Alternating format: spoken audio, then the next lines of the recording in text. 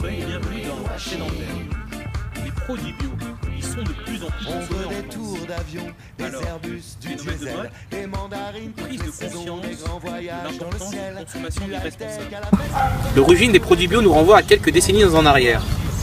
Quelle est l'origine des produits bio? Réponse de notre expert en bio, Luis Hernandez, et de Alain de Manneville, membre de l'AMAP.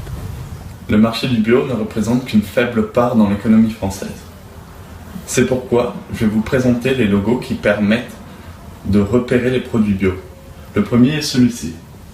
Il signifie que 100% du produit est bio ou à 95% pour les produits transformés.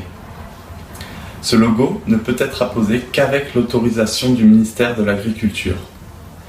C'est donc une assurance d'un produit de qualité. Un second logo que vous pouvez trouver dans les supermarchés est le suivant. Il est décerné par l'Union européenne pour les produits bio issus de toute l'Europe.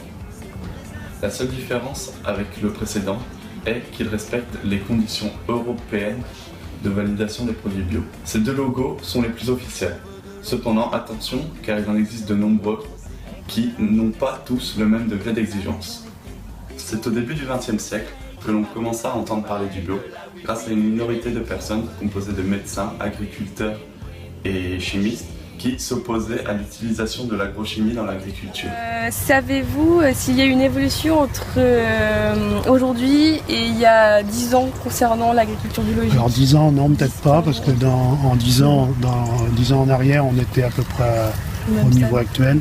Non, il faudrait parler des années 70, où l'agriculture bio s'est dessinée par rapport aux crises alimentaires et aussi aux gros soucis alimentaires de ces années-là, qui ont fait prendre conscience aux consommateurs que l'alimentation allait dériver vers de l'immangeable, en gros, dû à la surcharge des pesticides et puis la mise en place des filières industrielles de l'alimentation. Cependant, c'est dans les années 60-70 que le bio va prendre une place plus importante dans notre société, suite au mouvement hippie.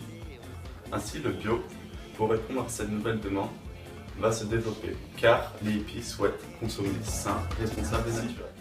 En 1981, les pouvoirs publics français reconnaissent le bio et créent une commission nationale pour celui-ci.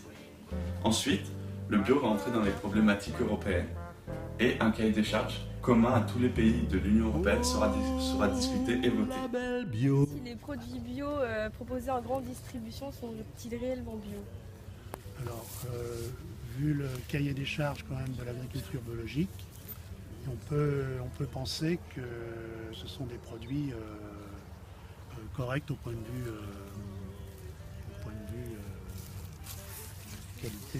qualité bio. Maintenant, ceci dit, pour ce que je vous disais, pour obtenir des volumes, certainement que la filière a donné, surtout en passant par l'Europe, a donné certaines facilités aux producteurs en triturant un peu le cahier des charges pour pouvoir alimenter le marché bio qui se développait beaucoup plus vite que la production. Notre documentaire touche à sa fin. L'équipe de C'est dans le Verbe vous remercie de votre fidélité et vous souhaite une bonne soirée. Les petits verres avec tous ses copains.